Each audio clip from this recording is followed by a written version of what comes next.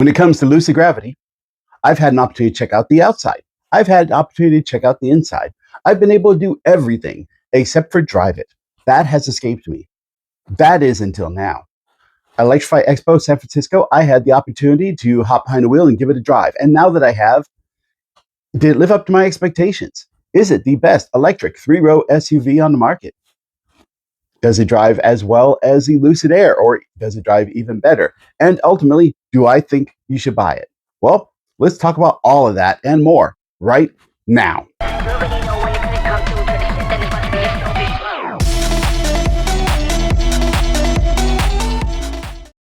Hi, this is Rich, and welcome to Wings, Wheels, and Wires. So if you follow my channel for any amount of time, you would know that I am a fan of Lucid. From the very beginning, I liked the great range and performance characteristics of Lucid Air. Unfortunately, the form factor was not for me. I had no need for a large sedan. However, a year ago, when Lucid reached out to me and said, "Hey, how would you like to do a media drive on the Air?" I said, what the heck, why not?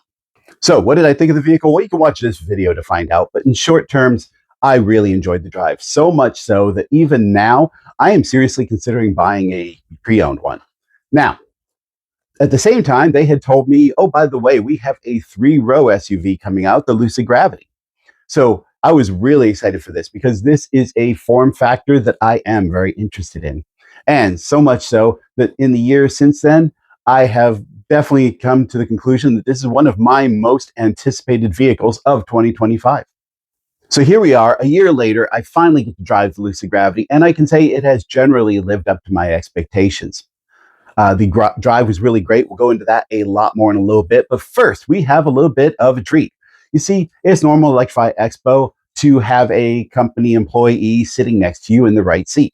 What was not so normal is who was sitting in the right seat. We had Peter Ding. No, not the Game of Thrones dude, but this guy. He is Lucid's head of Gravity product marketing. And he was gracious enough to show me some of the interesting improvements that Lucid made in the Gravity versus the Air.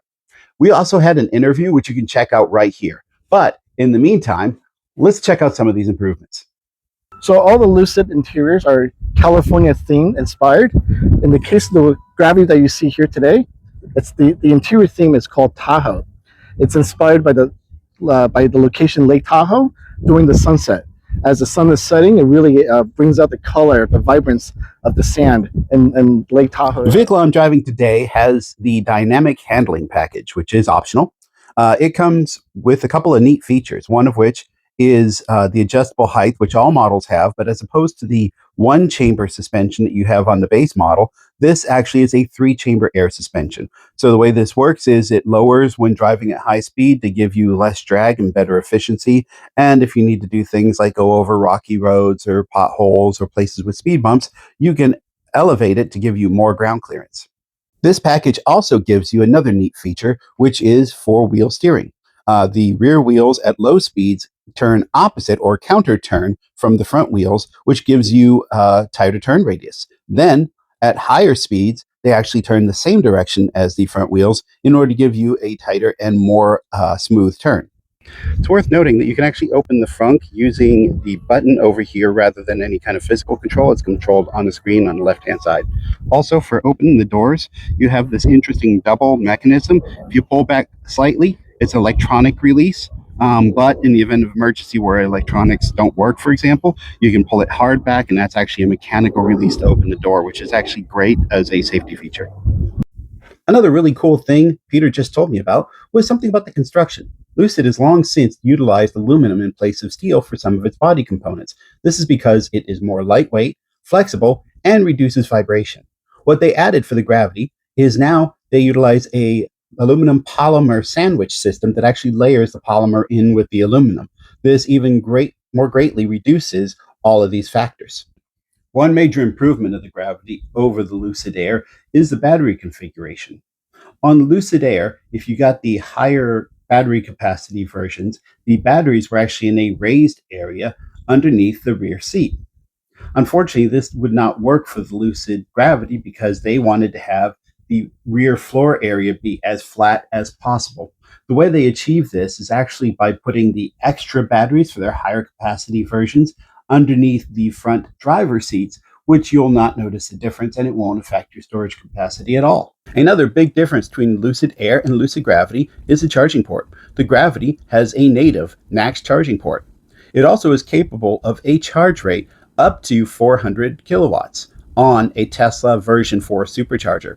Now, if you're using a level 3 supercharger, your charging rate will be slower, but luckily Lucid uses the rear motor as a booster in order to still help it maintain up to 225 kilowatts of charging. All right, so tell me about these thumb pads, because as I mentioned in an earlier video, I have kind of mixed feelings because they definitely a lower failure item and probably work better than trackball wheel kind of things. But I also can see where I might lose track of them. So let me know what the thought process was on these. Yeah, so this allows you to have multiple multitask functions. So it works both ways. You can swipe just from skimming across the surface. Mm-hmm. But then if you want to confirm, you still have to press down on the center part of the steering wheel. Oh, I see you get that click. Yep. Okay. Same sort of thing. Yeah, so the left side touch pad is for the right part of the IC. And then your left is for the left as well as your ADAS control. Okay, so I'm not seeing it respond. Yeah, so right now you've swiped away the energy app, which shows you how many miles per kilowatt hour average you're using. So you minimize this. So right now, what's left is if you were to enable or disable your Dream Drive 2 features. Okay. All right, great. Well, thank you for that. And these have worked pretty well so far for y'all as you've used them? Yes. Okay, great. If you are enjoying this video, please hit that like button down below. While you're down there, hitting the subscribe button would greatly support the channel. And, of course, don't forget to hit the bell notification icon so you don't miss any upcoming videos. And stand by to the end of the video to hear my new subscriber shoutouts. Okay, hopefully you enjoyed that. I know I've found it fascinating, some of the information he was telling me that I was able to share with y'all on the camera. So with that done, let's hop into the review itself. In my earliest review videos, I used to have a breakdown system of the way I reviewed vehicles, and I went away from that. Not too sure why I did, but we're going to get back to that on this one. So those categories we're going to break it down into are looks, and I'll separate that out, internal and external. Then specs and features, driving performance, and then ultimately the total driving experience. Then we'll come up with, would I buy that vehicle or not? Let's start with the exterior looks.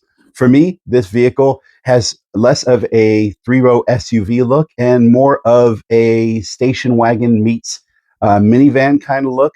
Its low-slung design is really cool and sexy. Right here in this video, I break it down a lot more if you want to get my total idea of the vehicle.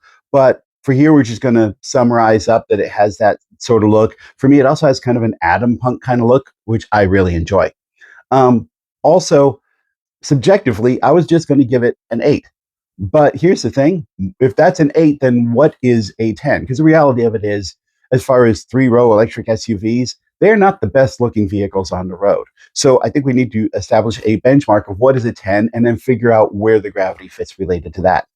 And this is very subjective. Everyone might have their own opinion. But for me, the 10 would probably be the Tesla Model X. It's very curvy and looks the least like a three-row SUV. I understand that there's other categories, say space, that this doesn't work for, but as far as just general appearance, especially if you include their falcon wing doors when they're open, I think it's probably the closest you're going to get to a 10 in the three-row SUV space. Now, working down from that, the next thing that would be a 9 would be kind of a tie for me between the Lucid Gravity and the Kia EV9. The EV9, I think, can edge it out just a little bit if you get that really cool blue color. But here's the thing. You have to package it in a very specific way in order to be able to get that blue color, whereas you can get any color you want on Lucid Gravity on any tier you purchase. So I think I can't really give too much credence to that color, especially if we're going to go special use cases. Then you have the concept vehicle of the Gravity X, which I think definitely wins out of all of them. So with that, I think I'm going to go ahead and just leave them as a tie, which gives the Lucid Gravity a 9 for exterior looks. Now for the interior looks. Just like I had done a video for the exterior appearance, I have done a video for the interior appearance of this vehicle. I would suggest watching it if you want a more complete breakdown. But a quick summary is the design of the seats is very nice. The features throughout, as far as the appearance of them, looks really great. The display is awesome. And I think that the lines in there are crisp and clean without being completely minimalist.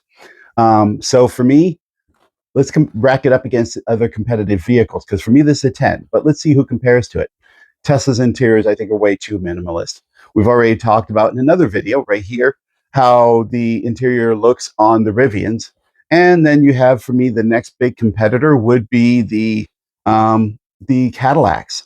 And their interiors are definitely very nice. And I think that they are good and they're the closest competitor, but I think they still fall a little bit short. Then you have things like the Mercedes three-row SUVs. Now, I got to be honest, they are more rich appearing, but they also, in a way, feel a little dated. At least in the case of the EQB, I can say that very definitely.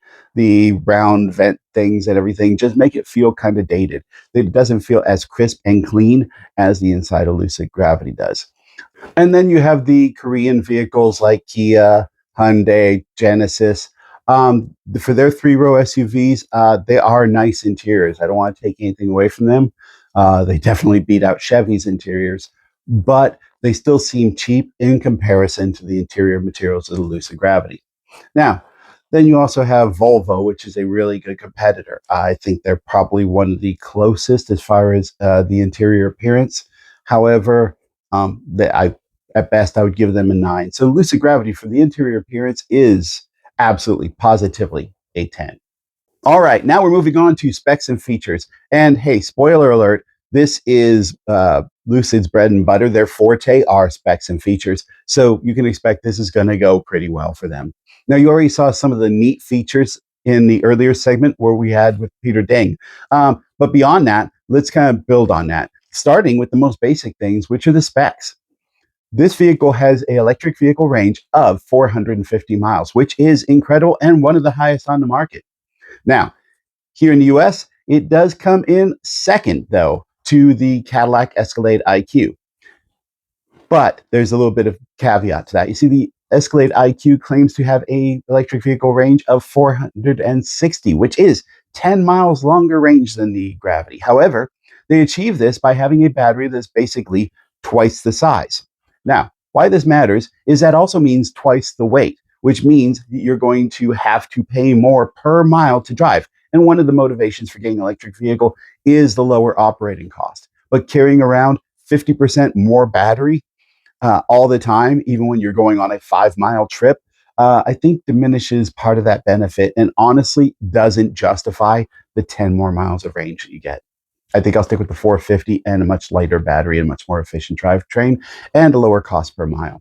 And of course, for you audiophiles out there, it has a Dolby Atmos 22 speaker sound system, which sounds absolutely wonderful. Of course, I couldn't really put that in my video because, hey, any music I play that's copyrighted would then get me a copyright ding. But let me tell you, I heard it. It is awesome. As far as other features within the vehicle, the display, the control display, all of it is really great. The software is really great. I have heard, reading online reviews and stuff like that, that it can be glitchy. But I gotta be honest, this is like my 5th time sitting inside a Lucid vehicle and playing with the software, and I've yet to see any glitchiness. It seems pretty fairly smooth. Is it quite as nice as the software in a Tesla? It's probably just a tad bit below, but I mean, like on a scale of 10, 0.5% below, right? And it's certainly better than just about any other software available on the market. Overall, for me, I'm giving the Lucid Gravity for specs and features, it's just getting a flat out 10. There isn't a subjective part of this. It has some of the best software, one of the best sound systems, uh, awesome display. As far as features, the tray tables behind the seats, myriad of other things, massage seating, right? So for all these features, I absolutely believe it's a 10. Now we come to driving dynamics, which is also one of Lucid's fortes, and they did a great job in the Gravity.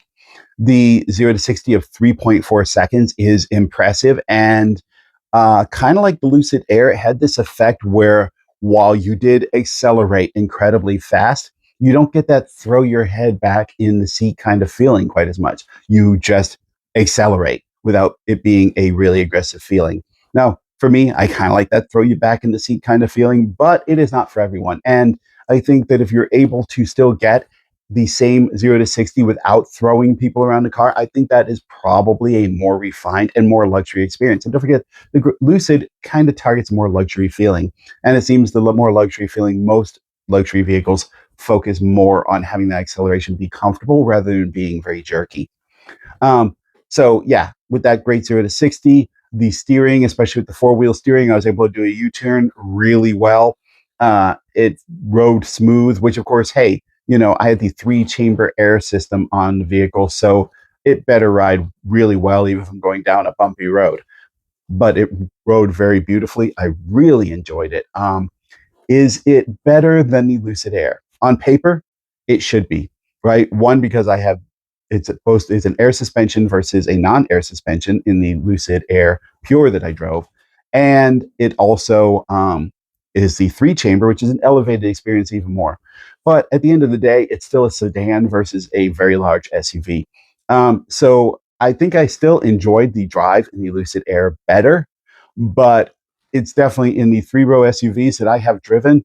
It is absolutely the best ride that I've experienced. So I think, despite it not being better than the Air, I'm still going to have to give it a 10 because it's better than everything else I tried. Even the Cadillac Fistic that I drove beautifully. You check out that video here, by the way. But this drove better.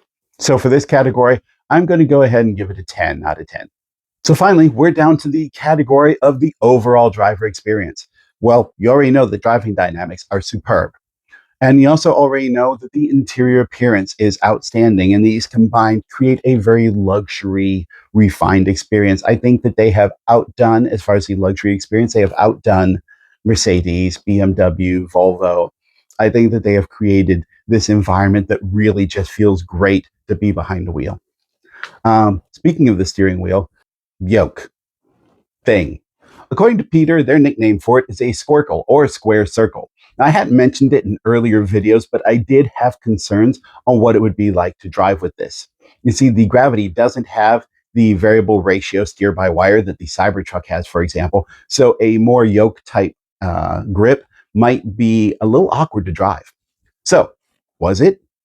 Actually, no. As a matter of fact, I think I liked it better. Since it is closed at the top, you still have a surface to grab in the middle if you wanted to, or if you're doing turns, you have something to grab. And as it turns out, since it still bows up a little bit, it is not uncomfortable to grab on the top. And as a pleasant surprise, when I was making turns, if you do a one-handed on top turn, you don't have as far to reach as you would on a round steering wheel.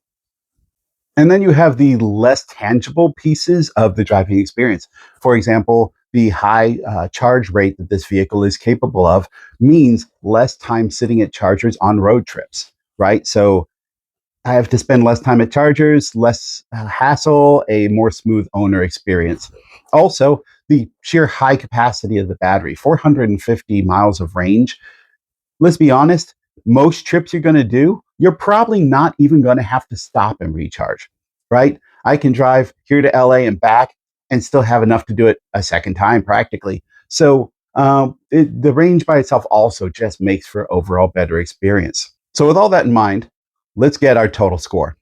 For appearance, we had a 9 for external and a 10 for internal, giving us an average of 9.5. Specs and features, a 10. Driving dynamics, a 10. Overall experience, a 10. You can see where this is going, right? I will need a calculator to come out with the exact number figure, but rounding, this makes this vehicle a 10 overall. And I can definitely stand behind that statement. This vehicle was awesome to drive. I think it would be awesome to own. I'm really looking forward to seeing how this vehicle pans out. All right. Now, this brings us down to the bottom line question. Would I buy this vehicle? And yes, however, there's a bit of a caveat on it. Right now, the one that's available is the Grand Touring, which I think for me is pretty expensive. So the pricing on this is, well, as luxury as the feel. So for me, I would indeed buy a Gravity. However, I think I would either wait for the Touring Edition, which will be much cheaper. And I think I'm also going to kind of just hold on a bit to see if they come up with something along the lines of the Pure. Because one of the things, much like the Air is the glass roof. I'm not a fan of glass roofs on vehicles, and right now there is no version of the Gravity that does not have a glass roof. So I think I would want to hold off and see if they develop a aluminum roof version, which no doubt would also be cheaper, as it is with the Air version of with the Air with their pure version. So I would buy it, but I think I'm waiting for some better pricing options in the future. All right. Well, thanks for watching the video. Hope you enjoyed it. Here's a little bit more footage after this of the actual drive itself. And then after that, I'll pop up the video you should watch next and the subscriber shout out. All right. Have a great day. All right. So one thing I noticed is we're doing a lot of turns here in the parking lot that the your Squircle actually does work pretty well. I was able to hold it like at the top center and steer from there. So definitely not as dysfunctional as I would expect from a yoke. It's a lot more functional. Felt a lot like a regular steering wheel, honestly. Good regen. Oh, speaking of regen, so right now you're probably on, let's see what you are. You're on standard regen. Okay. You could put it on high, which on the high setting, it's capable of regenerating up to 250 kilowatt. Wow. So especially if you're starting out somewhere in high elevation, right, you can actually replenish a battery as you go to a lower elevation location. Good. Yeah, I know my i3 has a really aggressive regen. Of course, unfortunately, the downside of it is it's non-adjustable. So high regen is all you ever get. Of course, it's good to have the adjustable, and of course, having it. I personally like a lot of regen. I know for highway driving, it's probably less functional because it wants to work harder than it really needs to. So being able to adjust it down is great. But for city driving, I definitely like having it. All right, so making the left out of here does not look like it's going to be super easy. I assume I'm making a left.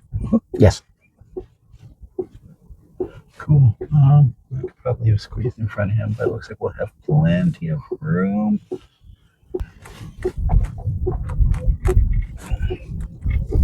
Yeah, that steering around that corner, I can definitely feel it being pretty fluid and smooth. So that's pretty good. And there's 3 different drive modes. Right now you're in smooth, which focuses on the efficiency of gravity. So the air suspension is using the full chamber.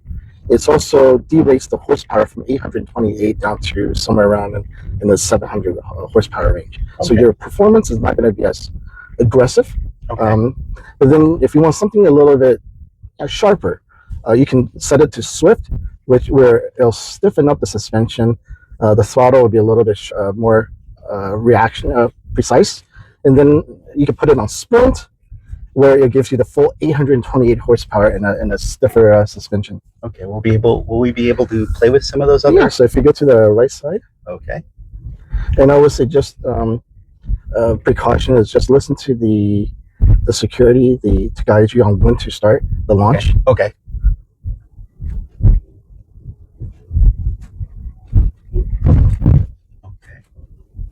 Bit of a bump there, but I handled it pretty well. Thanks, of course, to the air suspension. I see that they're being a little more liberal with the use of the launch. I remember last year there was only a couple vehicles that were actually allowed to use it, because I tried a couple different vehicles and it's like, hey, can I do this in launch? I'm like, oh God, no. But I see quite a variety of vehicles able to do it. As a matter of fact, the Cybertruck last year could not do the launch here. Okay, so I'll be editing that part out.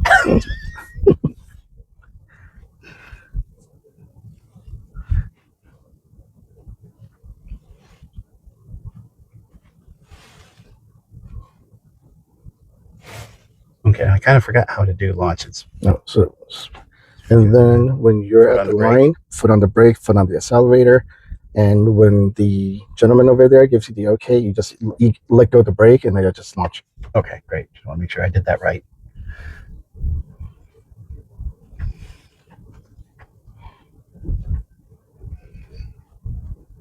And this is going to give me a 0 to 60, hypothetically, of... Well, we claimed 3.4 seconds, but there's been several journalists who's gotten as low as 3.1. Okay. Well, always better to underclaim and overdeliver than the other way around, right? Yeah, well, there's also other factors, such as temperature and if the road's not if whether if it's perfectly even or if it's on a slight decline, it may help Yeah. propel it a little bit quicker. Yeah, I guess every vehicle can accelerate quick downhill, huh? Who is that one EV company? They had the Hindenburg report. Oh,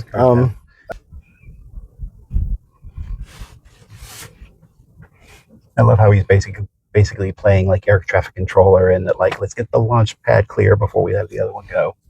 yeah, because different vehicles, like for example, ours will accelerate much quicker than the Ford F-150 Lightning. Oh, of course. So we could potentially end up catching up to them. And absolutely. Oh yeah. Well, I used to at one point be an air traffic controller. And no. you had a thing called runway separation. So, like, if you had somebody landing, you would, and it was like a prop plane landing, and you had a jet behind them. You definitely wanted to give them a lot of room to land and get off the runway before you had the jet land, because it was going to catch up to it in a heartbeat. And he'll tell you when to. Yep. Yeah. So just, well, let me do my prep.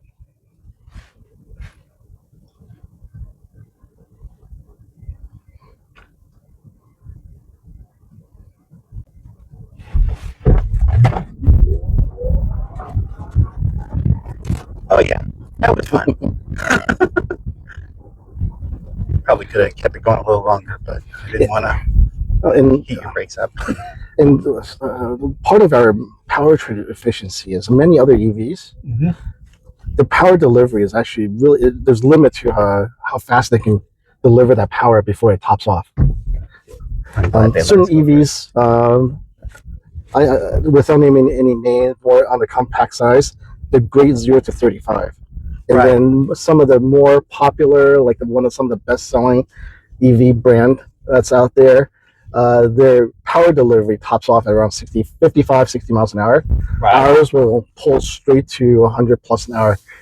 Yeah, awesome, which I definitely like. And I totally get that. Since you can't name names, I'll kind of sort of name names, because I have a BMW i3. And in a couple of the years that it was produced, it was actually the fastest 0 to 30 that BMW made in those years. 30. After that, yeah, a lot of them were able to be faster. But yeah, I definitely I experienced that. Let me fix the camera. I threw that thing.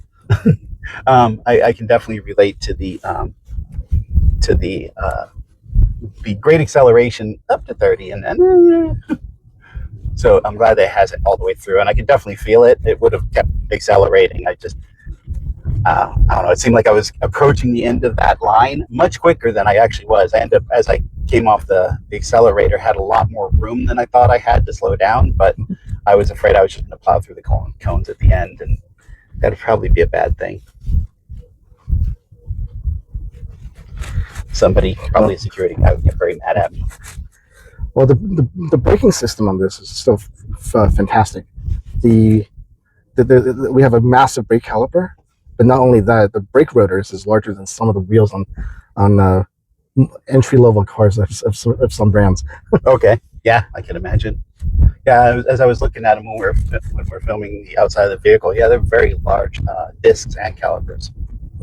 Yeah, I believe our rotors are 15.8 inches. So okay, it was some production cars that only come with 16-inch wheels. Yeah.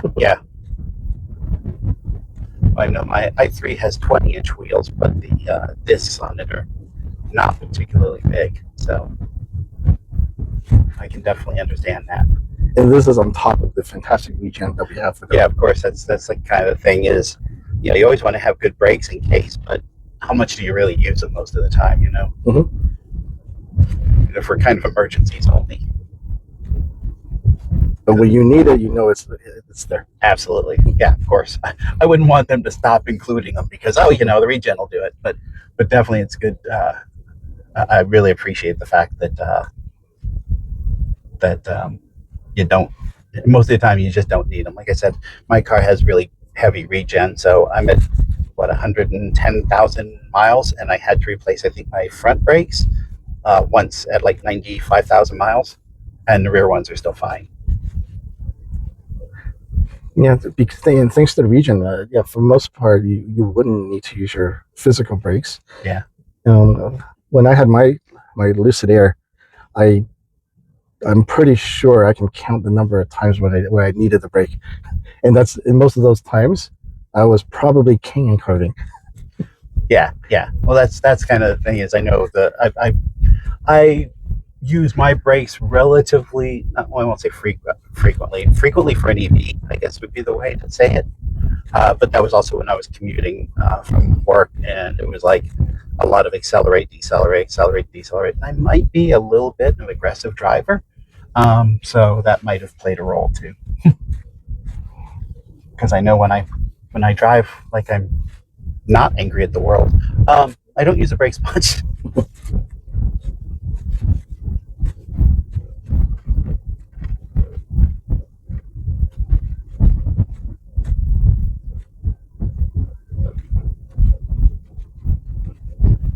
So I assume we'll have a little bit of UE at the end. Yeah, the Long Beach course was crazy because it was not about 2/3 as wide, and they even had a couple light poles, and one required you to pretty much go all the way to the left, not to hit the pole, and it's on the course, and it was like, wow.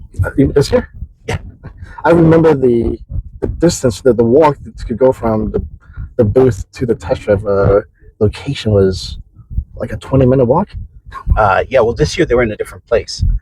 Yeah. What are you talking about this year in Yeah. the new place? Oh, yeah. Yeah, well, you have to take a freaking shuttle to it. It was ridiculous. All right, tight or wide? You could try the tight one. Okay. I'm sure I can do it. Oh, yeah. Yeah, that was fun. And then keep going ahead. There's a gentleman that's wearing black right past the Volvo that will wave you in. Okay. Yeah, I didn't think I was going to have any problem with that turn. If I had, I would have been disappointed in your counter turn steering. I would request a redo. Yeah, exactly. But it worked just fine. And then behind the other one, cool, got it.